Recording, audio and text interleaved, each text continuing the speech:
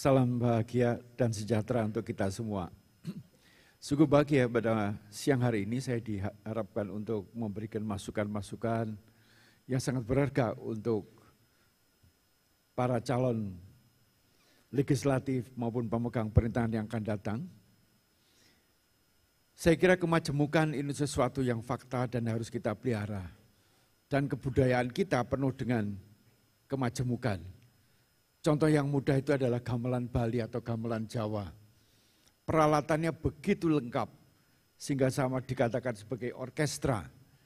Semua harus bisa memainkan alat musiknya dengan sebaik-baiknya.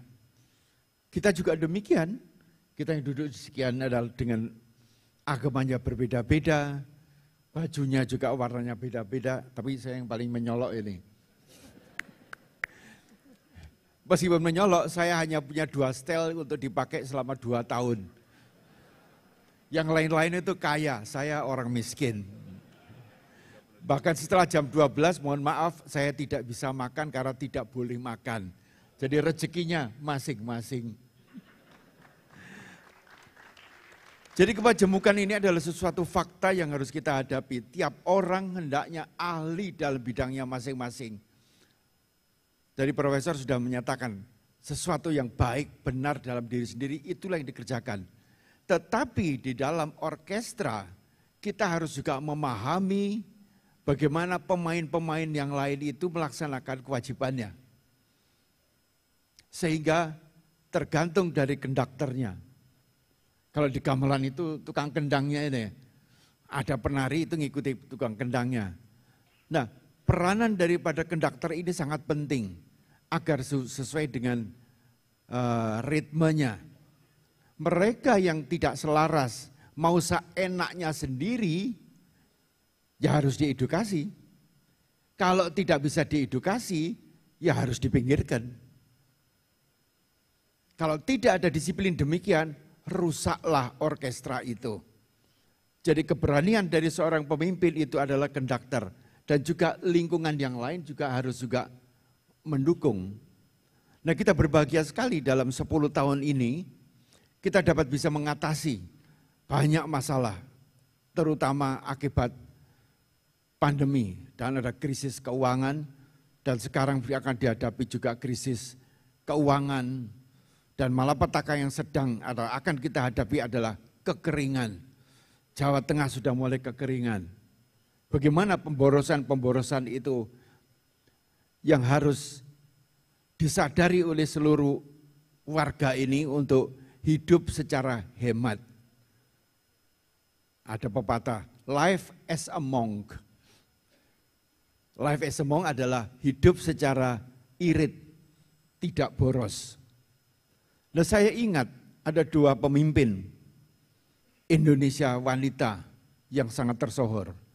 Dan kebetulan juga kabinet kemarin ini, yang sekarang ini ada 2 wanita yang sangat mumpuni menurut saya.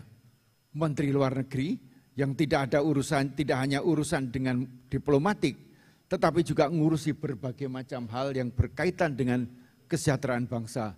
Dan juga Menteri Keuangan yang bisa menyelamatkan Indonesia ini. Saya kira peranan wanita inilah yang juga harus mendapat perhatian utama dari calon-calon pemimpin yang akan datang. Oleh karena apa kita pernah belajar Indonesia menjadi besar karena juga dipimpin oleh wanita.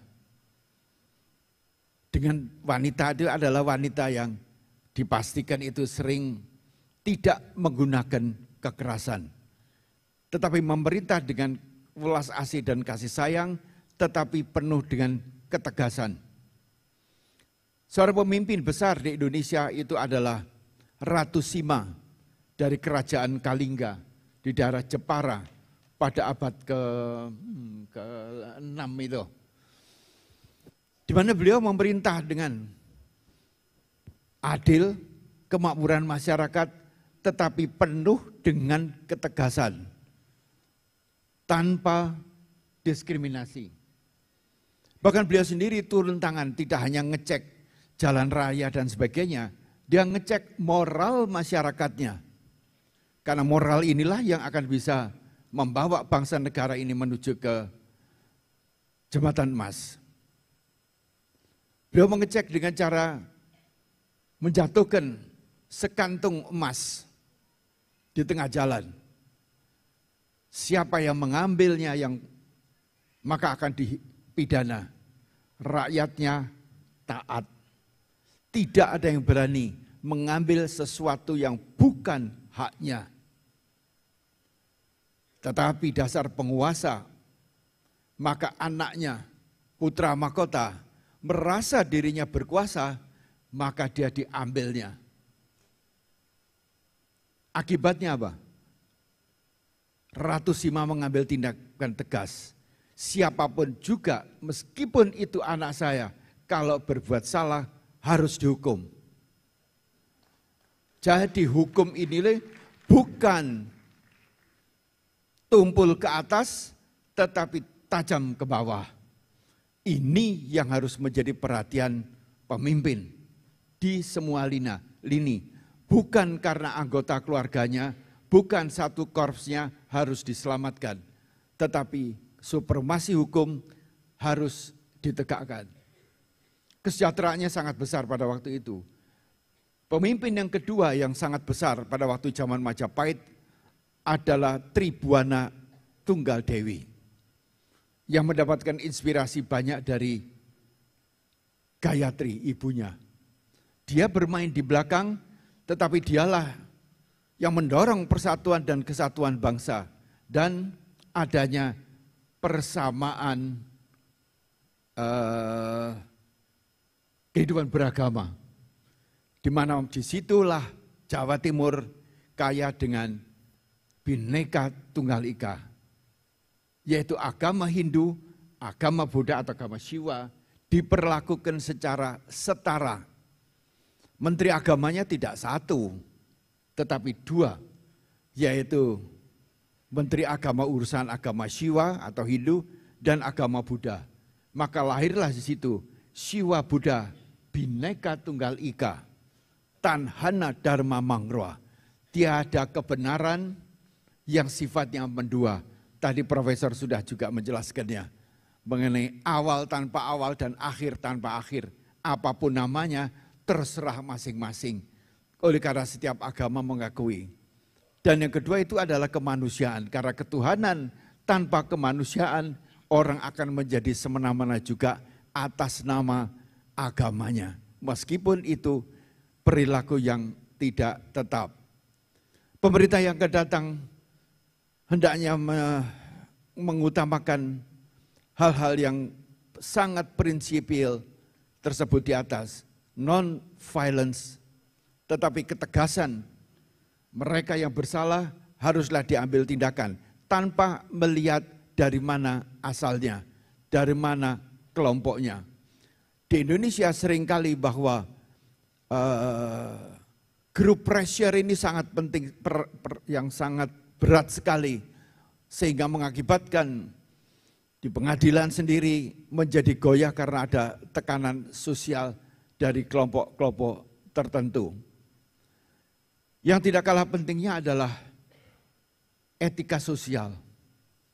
Saya sangat sedih sekali melihat orang yang aktif di dalam agama tetapi tidak menunjukkan ucapan-ucapan yang selaras dengan ajaran-ajaran agama.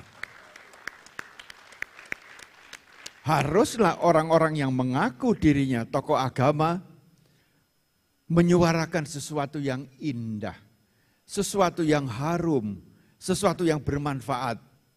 Dan kita sayangkan hanya orang-orang yang miskin etika dan moral berani dan tegar menyuarakan hal-hal yang sifatnya bisa membusukkan kaidah-kaidah moral bangsa.